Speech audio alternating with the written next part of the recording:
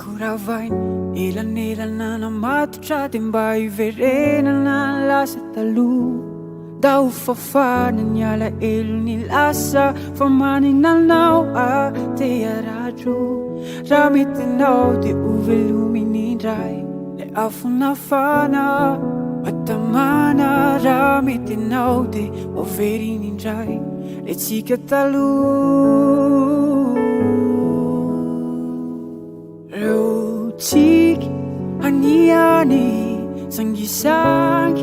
kalokalo nameno ny trano rehefa rivo tsy adiko verina iaina nindray reo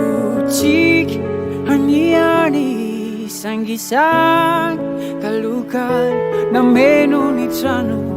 rehefa rivo tsy adiko verina iaina nindray iaina nindray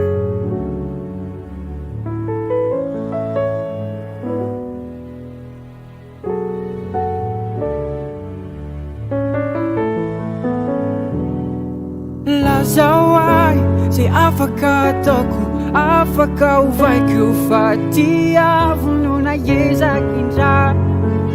amadika ny petso vaovao raha zay ny ilaina ahitako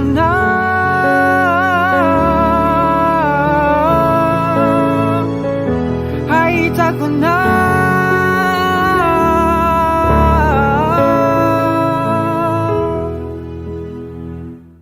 reo tsiky aniany sangisangy kalokalo nameno ny trano rehefa rivo tsy adiko verina iaina nindray reo tsiky aniany sangisangy kalokalo nameno ny trano rehefa rivo tsy adiko verina iaina